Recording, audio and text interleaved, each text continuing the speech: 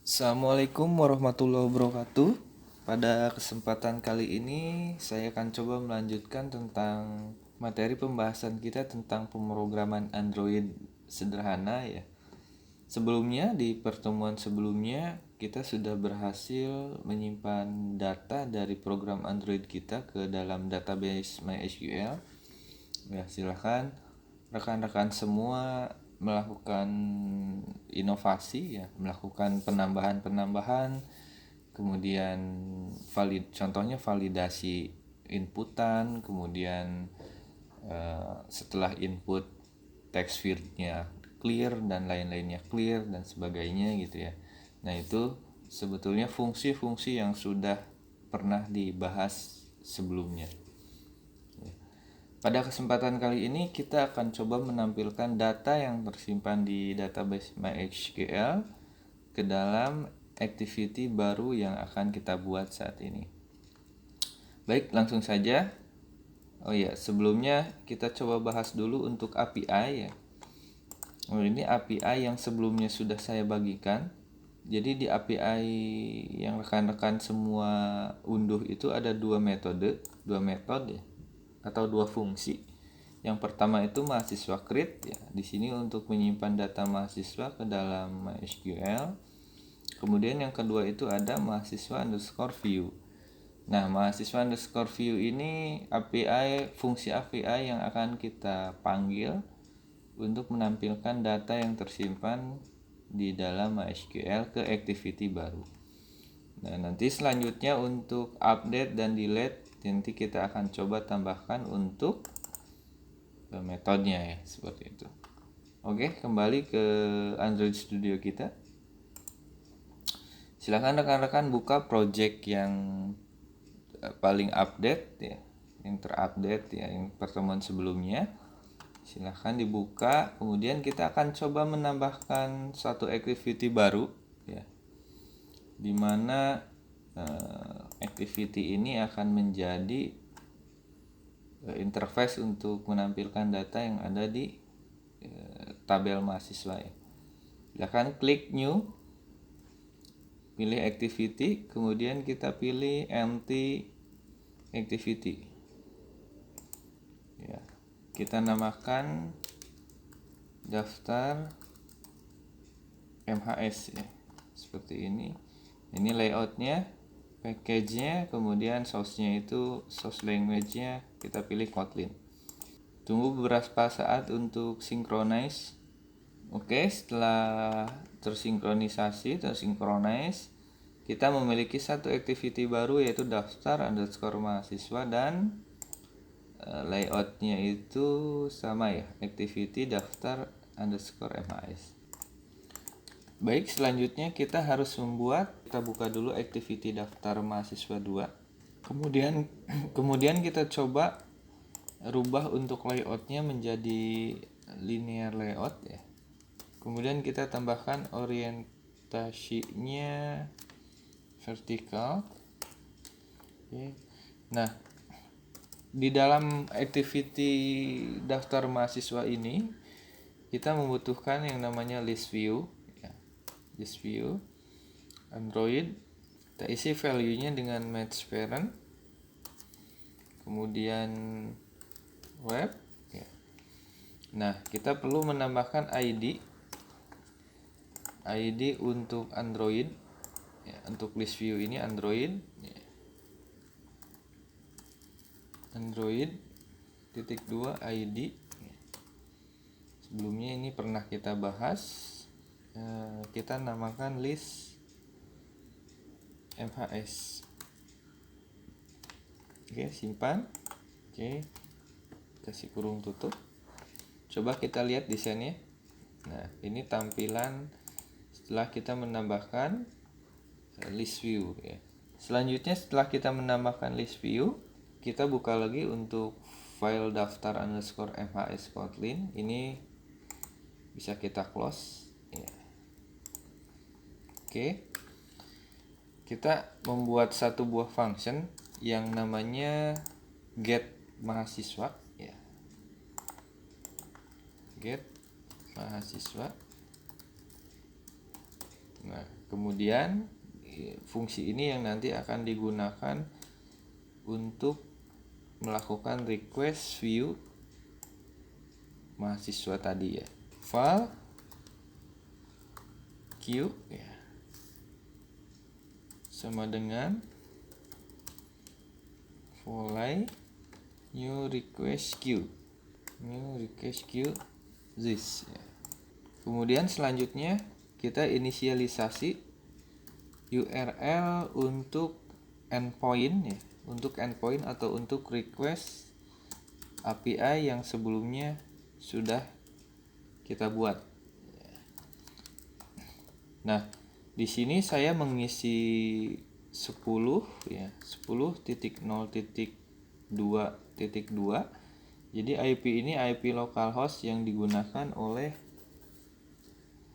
Android AVD ya, Android Virtual Device Web Server. Jadi kalau misalkan kalian menggunakan WiFi ya, menggunakan WiFi, silahkan isikan untuk alamat IP lokalnya gitu ya. Silahkan nanti disesuaikan. Nah, jadi karena saya melakukan runningnya itu di AVD ya, jadi koneksinya lokal antara Android Virtual Device dan web server untuk mengakses API PHP seperti itu. Kemudian nama foldernya kuliah ya, underscore mobile. Kemudian kita geser underscore mobile prog ya, underscore unsika. Oke. Nah, selanjutnya kita akses index ya, index.php. Nah, kemudian untuk OP-nya sama dengan mahasiswa view. Oke, setelah kita melakukan inisialisasi URL, selanjutnya kita akan coba melakukan request ya. String request sama dengan string request, kemudian kita isi dengan request,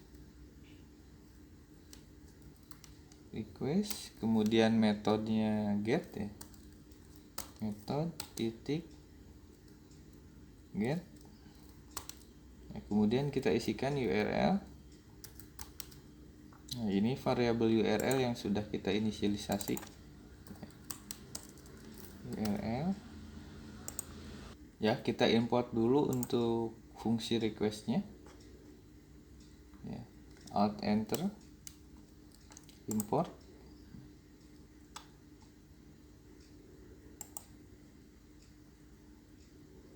Oke, kita selesaikan dulu untuk fungsinya. String request URL, kemudian respon listener ya. Ini sudah autocomplete. Kita isi string. Oke, enter. Nah, di sini akan kita isi untuk respon.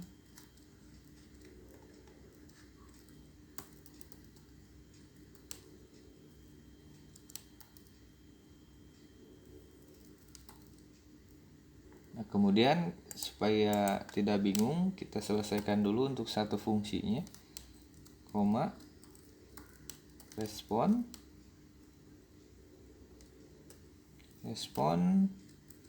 error listener ya, pilih volley. Oke.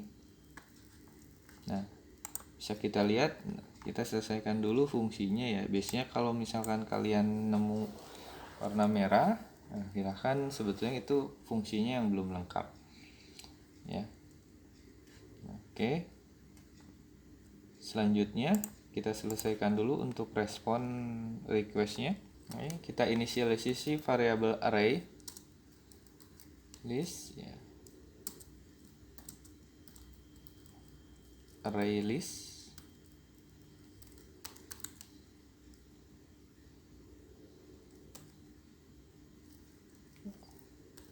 Kemudian kita isi tipe datanya string sama dengan array list. Oke. Kita inisialisasi lagi variabel berikutnya. Di sini list mahasiswa. Nah, di sini list mahasiswa variabel untuk inisialisasi ya, list view yang sebelumnya kita buat. Sini list view. Oke. List view, kemudian di sini ID-nya r.id titik tadi itu namanya list MHS ya. Kita pilih list MHS.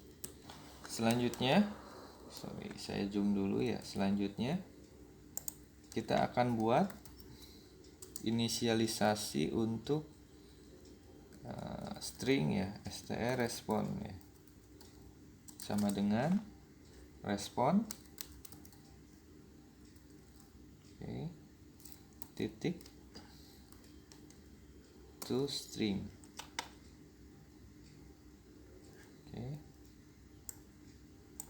Kemudian kita inisialisasi lagi untuk JSON ya. JSON object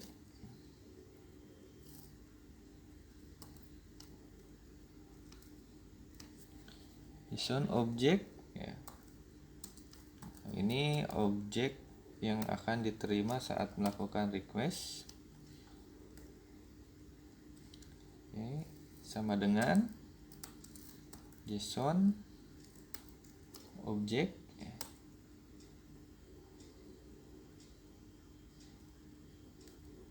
str isi parameternya menggunakan str respon. Ini enter. Kemudian variabel berikutnya file JSON array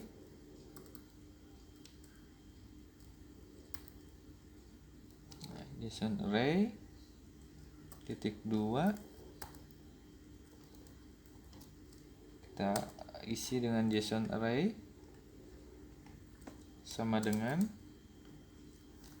JSON object titik get JSON array ya, seperti ini. Nah, kemudian untuk JSON array ini kita isi dengan nama variabel yang dikirimkan atau respon yang dikirimkan oleh si API ya. Nah, kita isi dengan mahasiswa ya. Mahasiswa. Nah ini perlu saya jelaskan. Nah, maksud tadi diisi oleh variabel mahasiswa itu adalah hasil respon dari variabel array ya, variabel array yang dikirimkan oleh si API. Nah, ini kan responnya ya. Nah, jadi kalau misalkan kita akan mengambil data mahasiswa ya, data array mahasiswa itu panggil parameter atau variabel responnya ya. Kalau misalkan di sini isinya adalah siswa ya, maka tadi yang kita inisialisasi di sini harus siswa. Jadi disesuaikan ya. Kalau tidak maka datanya tidak akan terambil. Seperti itu. Baik, kita lanjut. Nah, selanjutnya kita akan melakukan looping sebanyak nilai array yang dikirimkan oleh si API. Caranya for ya, in no JSON array, kemudian akan diulang sebanyak jumlah array ya, titik length ya. Nah, ini blok looping. Until ya, repeat until. Kemudian isinya itu yaitu kita bikin variabel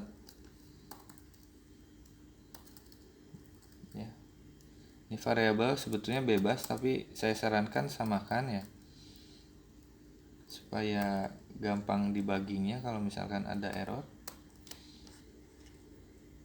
Nah, kita isi JSON objeknya dengan sama dengan JSON array ya, titik get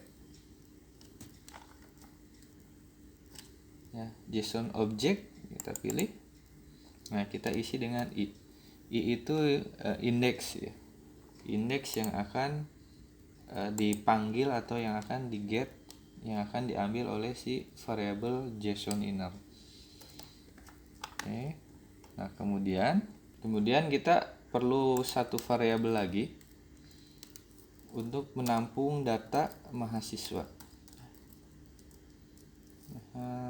data MHS ya. Oke. Satu variabel baru. Nah, ini tipe datanya string ya. Ini kita isi kosong. Nah, ini inisialisasi variabel data MHS. Nah, yang akan kita gunakan di menampung data array ya, data array yang dari si API. Data MHS sama dengan, nah kemudian kita panggil JSON inner ya. Nah, kemudian get. Nah, yang pertama-tama kita ambil itu adalah npm. Nah, di sini npm di sini yaitu data array ya, data array yang dikirimkan melalui variabel mahasiswa. Oke. Saya coba buka dulu di browser ya supaya lebih jelas. Nah, ini yang saya maksud. Yang tadi mahasiswa itu adalah variabel untuk menampung data array sampai sini. Karena ini datanya ada 2, sedikit ya. Nah, jadi yang tadi npm itu ini variabel yang dikirimkan lewat API.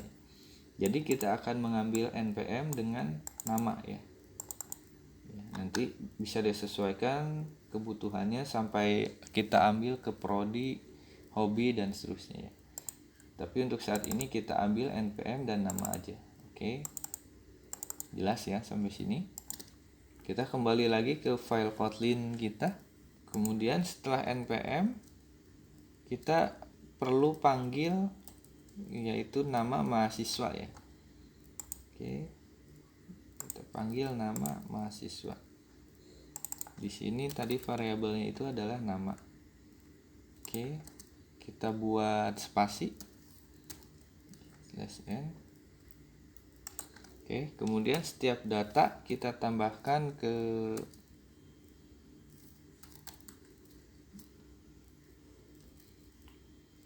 variabel array menggunakan add ya. Add data MHS. Oke, seperti ini. Oke. Di sini terdapat error.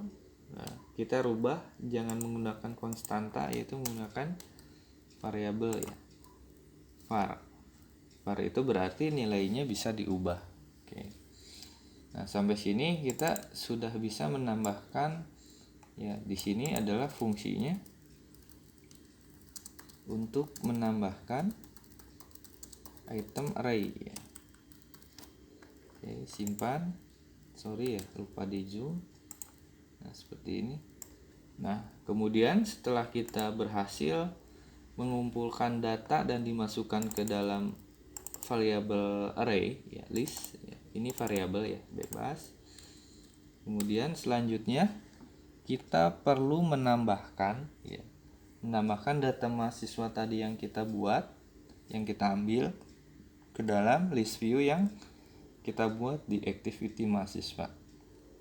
Nah, caranya adalah list mahasiswa.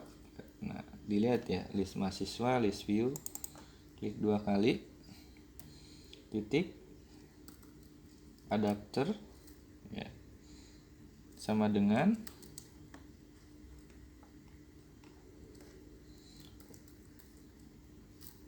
array adapter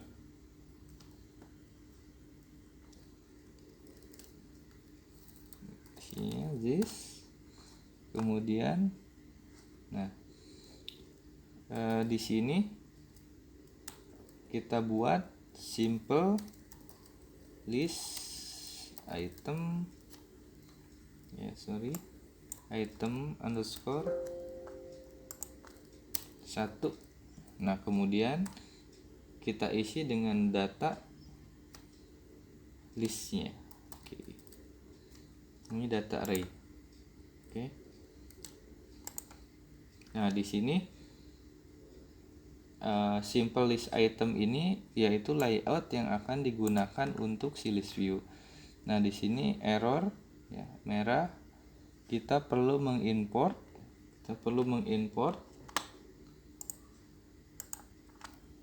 layout list view-nya. Oke. Import Android layout titik simple list item 1. Simpan. Nah, dilihat sini errornya menghilang ya. Nah, kemudian satu lagi. Nah, di sini kalian bisa menambahkan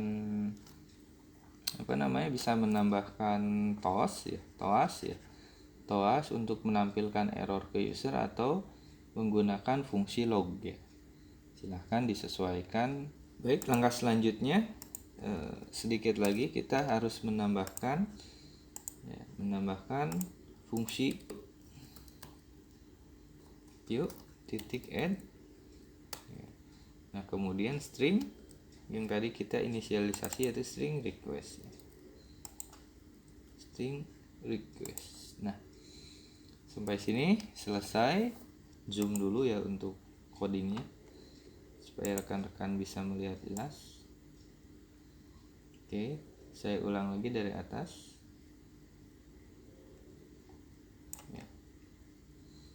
Get mahasiswa ya, ini functionnya. Nah, ini library yang diimport. Functionnya get mahasiswa. Nah, kemudian ini URL-nya. Ini jangan sampai salah ya. Oke, mahasiswa view. Nah, kemudian ini coding lebih lengkapnya. Sengaja saya zoom ya. Saya zoom dulu. Oke. Yes. Nah, ini ya. Oke. Oh ya. Lupa. Kita belum memanggil fungsi get mahasiswa ini di konstruktor ya, atau fungsi utama. Jadi fungsi utama ini yang akan dieksekusi ketika si activity dipanggil. Oke, nah kita sudah selesai. Sebelum running ya, kita perlu menghubungkan dulu atau membuat satu button baru di activity main. Nah, sebelum kita menjalankan program yang kita buat ya, sebelumnya kita harus menambahkan satu tombol baru ya. Satu tombol baru yang menghubungkan antara main activity dan daftar underscore mahasiswa. Nah, itu bisa pakai button ya, terserah kalian. Bisa pakai button atau pakai menu ya. Nah, di sini saya menggunakan button. Oke, untuk teksnya daftar mahasiswa. Daftar mahasiswa, kemudian ID-nya get underscore MHS. Oke. Nah, ini kita sudah berhasil menambahkan satu button. Nah, kemudian selanjutnya yang perlu kita lakukan adalah memberi event kepada button daftar mahasiswa ini ya. Oke, kita buat satu variabel namanya get button get ya. Button get mahasiswa get MHS. Seperti biasa, find view by ID button. Kemudian ID atau variabel buttonnya ya, get MHS ya untuk buttonnya. Kita lihat lagi ya, get MHS. Selanjutnya kita bikin satu function. Selanjutnya kita bikin satu function set on click listener ya, atau event ya, button get MHS titik set on click listener. Kemudian kita buat intent, file intent sama dengan intent this. Oke. Kemudian kita panggil activity-nya daftar MHS ya, titik